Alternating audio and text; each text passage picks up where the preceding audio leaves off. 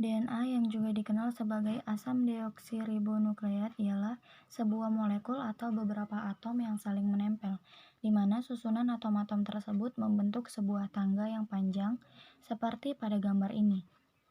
Dalam ilmu biologi, DNA ialah cetak biru atau resep dari makhluk hidup.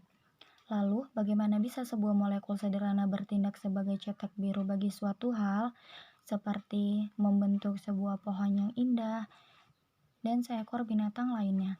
Untuk itu, terlebih dahulu kita harus melihat asam amino. Asam amino adalah sekumpulan zat kimia yang penting dalam tubuh kita, yang sering disebut sebagai bahan dasar makhluk hidup. Ada sekitar 20 jenis asam amino yang memiliki bentuk berbeda.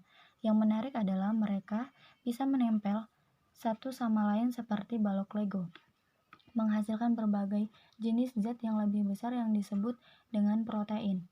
Asam amino membentuk protein, protein dan zat kimia lain bergabung membentuk sel hidup, sel membentuk jaringan, jaringan membentuk organ, dan organ-organ ketika mereka bekerja sebagai kesatuan bergabung membentuk makhluk hidup seperti aku dan kamu.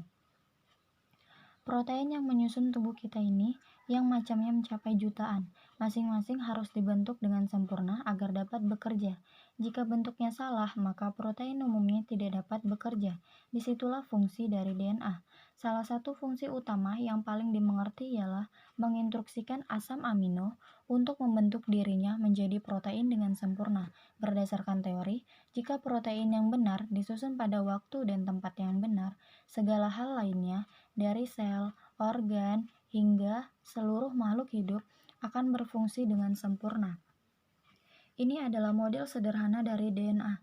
Model ini menunjukkan bahwa anak tangga DNA terdiri dari 4 jenis zat kimia yang pada model diberi warna dan huruf yang berbeda. Jika kamu melihat separuh dari model ini, dapat kamu baca sebuah urutan zat kimia atau kode genetik dari atas ke bawah, seperti sebuah buku. Seuntai tunggal DNA sangatlah panjang, jutaan huruf panjangnya. DNA dapat ditemukan terurai seperti bakmi di dalam nukleus atau inti dari sebuah sel. Berbeda dengan asam amino yang dapat ditemui di luar nukleus, yaitu pada sitoplasma. Untuk membantu DNA berinteraksi dengan sitoplasma dan mengubah asam amino menjadi protein, zat-zat kimia khusus di dalam nukleus membuat salinan tidak lengkap dari DNA. Salinan ini disebut RNA, yang nampak mirip dengan DNA namun lebih pendek dan hanya memiliki satu sisi. Bentuk dan ukuran kecil RNA memungkinkan keluar dari pori-pori kecil di nukleus, menuju sitoplasma dan ke dalam mulut sebuah partikel lain yang disebut ribosom. Ribosom adalah mesin yang membangun protein dengan cara membaca RNA 3 kode sekaligus lalu mengambil asam amino di sekelilingnya dan kemudian menempelkannya menjadi sebuah rantai sesuai dengan kode genetik yang dibacanya.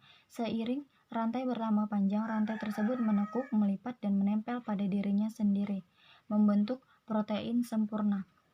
Setiap 3 huruf dari kode RNA menginstruksikan ribosom untuk menambah salah satu dari 20 jenis asam amino yang akan ditambahkan selanjutnya. Sebagai contoh, CAA menginstruksikan ribosom untuk mengambil glutamin, AGU untuk mengambil serin, dan seterusnya. Ketika protein dibentuk, ia kemudian melaksanakan berbagai macam fungsi. Salah satunya ialah membentuk sel baru. Jadi, DNA merupakan sebuah cetak biru molekuler bagi makhluk hidup. Dan cara kerjanya, DNA membentuk RNA, RNA membentuk protein, dan protein tersusun menjadi sebuah makhluk hidup.